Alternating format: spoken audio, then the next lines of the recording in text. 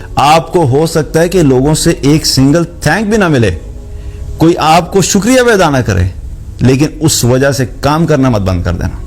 یہ مت سوچنا کہ اب مجھے لوگوں نے اپریشیٹ نہیں کیا، ریکگنائز نہیں کیا، لائکس نہیں ہوئے، سبسکرائبرز نہیں ہوئے تو میں نے کام چھوڑ دینا ہے۔ جو شخص اللہ کی خاطر لوگوں کے لیے لگا رہتا ہے، اللہ اس شخص کے لیے ہمیشہ اس کام کرتا رہتا ہے۔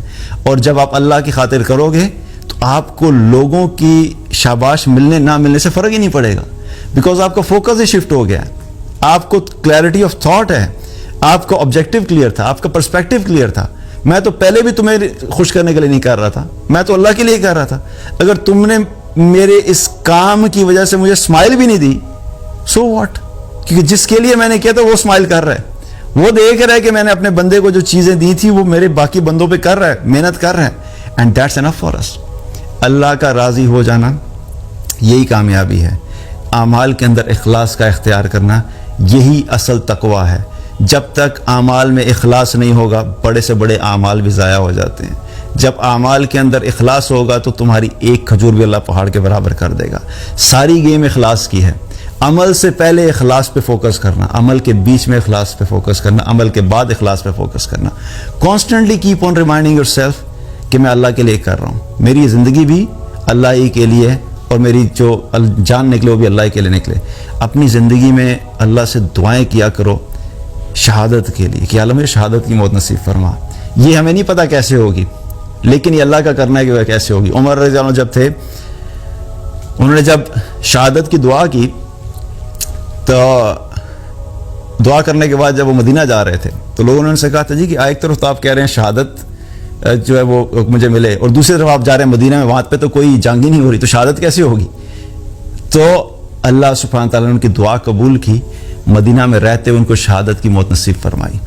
ٹھیک ہے، یہ اللہ کا فیصلہ ہوتا ہے۔ ڈیسیژنز ہمارے پاس نہیں ہوتے ہیں، محنت اور کوشش ہمارے پاس ہوتی ہے، دعا ہمارے پاس ہوتی ہے۔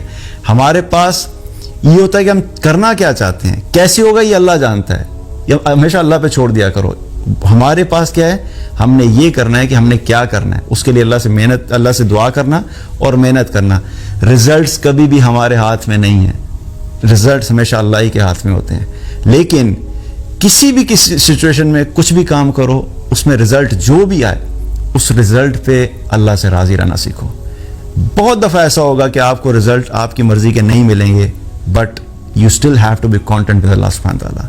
اللہ سے راضی رہو گے، یہی تمہاری کامیابی ہے، یہی تمہاری جیت ہے، کیونکہ اللہ دیکھنا بھی یہ چاہتا ہے کہ جب میں بندے کو دیتا ہوں تو تب اس کا کیا ریئیکشن ہوتا ہے، جب میں بندے سے کوئی چیز لے لیتا ہوں تب اس کا کیا ریئیکشن ہوتا ہے۔ تو جب انسان دونوں صورتوں میں، کامیابی کی صورت میں بھی، سکسس کی صورت میں بھی اور فیلئر کی صورت میں بھی، دونوں صورتوں میں اللہ تعالیٰ دیکھتا ہے کہ میرے بندے کو جب میں نے بزنس میں کامیاب کر دیا تھا تو اس نے کہا تھا الحمدللہ، جب اس کو اتنا بڑا لاس ہوا اس پہ بھی اس نے کہا الحمدللہ، دیٹ از یور سکسیس۔ اگر آپ اپنی پرسنالٹی اس طرح کی بنا گئے کہ آپ ہر حال میں اللہ سے راضی نہ رہنے والے ہو، تو یاد رکھو کہ اس سے بڑی کامیابی دنیا میں اور کوئی نہیں ہے۔ کیونکہ بہت سے لوگ اپنی زندگیوں میں اسٹرگل اس لیے کرتے ہیں کہ وہ اللہ سے راضی نہیں ہوتے، چاہے اچھے حالات ہوں چاہے برے حالات ہوں۔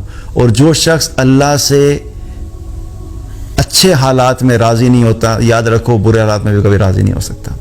ہمیشہ اللہ سے راضی رہنا سیکھو، حالات اچھے ہوں یا برے ہوں، اسی میں ہی آپ کی دنیا کی بھی کامیابی ہے اور آخرت بھی کامیابی ہے۔ اللہ تعالیٰ ہم سب کو عمل کی توفیق عطا فرمائے۔